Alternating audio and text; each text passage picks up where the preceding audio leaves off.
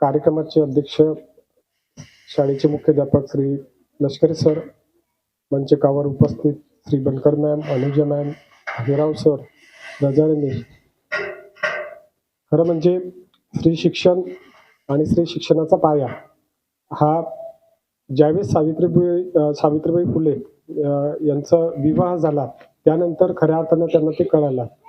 चूल आणि मूल एवढंच आपलं जीवन आहे हे त्यांना त्या ठिकाणी कळालं होतं. म्हणून कुठेतरी स्त्री शिक्षणाला त्यांनी प्राधान्य द्यावं हा मानस त्याच वेळेस केला होता. कारण की वयाच्या अवघ्या 9व्या वर्षी त्यांचा विवाह झाला आणि तिथून महात्मा ज्योतिबा फुले यांची खरी साथ त्यांना लाभली. आणि या जाचातून म्हणजेच चूल आणि मूल या जाचातून स्त्रीला कसं बाहेर काढता येईल त्याविषयी त्यांच्या उपाययोजना त्यांनी सुरू केल्या. आणि त्यातून फक्त शिक्षण हा एकमेवच आधार त्यांना त्या ठिकाणी वाचू शकतो याची जाण त्यांना त्या ठिकाणी झाली. आणि पुढे त्यांनी स्त्री शिक्षण जे आहे ते त्यांनी सुरू केलं. खरं म्हणजे चांगल्या गोष्टीला कधीही विरोध प्रत्येक ठिकाणी होतो. तसाच विरोध सावित्रीबाई फुले आणि ज्योतिबा फुले यांना सुद्धा त्या ठिकाणी झाला. कारण की त्या काळची शिक्षण पद्धती मौखिक लोकांनाच त्या ठिकाणी होती. सर्वांना शिक्षण हे नव्हतं. परंतु सर्वांना शिक्षण जर भेटलं तर निश्चितच यामध्ये बदल होईल हे दोघंही या ठिकाणी सावित्रीबाई फुले आणि महात्मा फुले जाणून होते. म्हणून शाळा सुरू केल्यानंतर विरोध झाला. त्यांना दगड, चिखल, शेण त्यांच्या अंगावर टाकला गेला. परंतु त्याला त्यांनी प्रतिकार न करता शांतपणानं त्यांचं जे कार्य आहे ते कार्य त्यांनी त्या ठिकाणी सुरू केलं. खऱ्या अर्थानं शिक्षणाचे, स्त्री शिक्षणाचे प्रणेते म्हणून आपण सावित्रीबाई फुले आणि महात्मा फुले यांना या ठिकाणी मानलं पाहिजे. 3 जानेवारी 1831 ते 10 मार्च 1897 या दरम्यानच्या काळामध्ये त्यांनी सर्व आयुष्य स्त्री शिक्षणासाठी त्या ठिकाणी दिलं.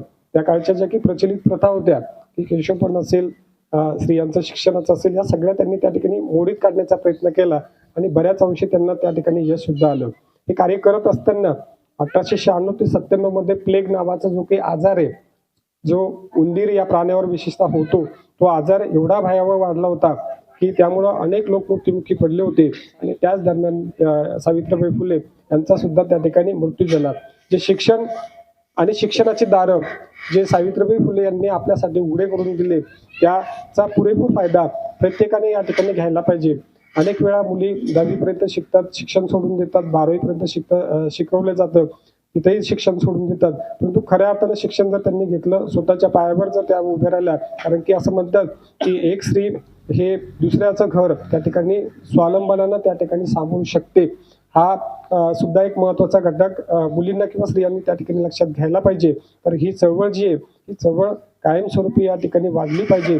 जे शाळाबाह्य मुले, त्या शाळाबाह्य मुलींना स्त्री शिक्षणाच्या प्रवाहामध्ये कसं आणता येईल याचा विचार आपण या ठिकाणी करायला पाहिजे. पुढे बोलून मी या ठिकाणी माझे 2 शब्द संपवतो. धन्यवाद.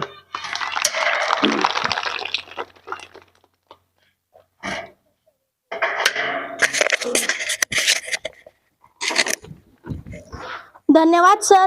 बोलके करण्यास हवे असते संभाषण, आधारासाठी हवे असते आश्वासन आणि जीवनाला योग्य दिशा मिळवण्यासाठी आवश्यक आहे आपले मार्गदर्शन. म्हणून आजचा कार्यक्रम यशस्वी होण्यासाठी कार्यक्रमाचे नेतृत्व म्हणजे हे कार्यक्रमाचे अध्यक्ष आपल्या शाळेचे प्रिन्सिपल लष्करी सर यांना मी विनंती करते की त्यांनी आम्हाला अनमोल मार्गदर्शन करावे.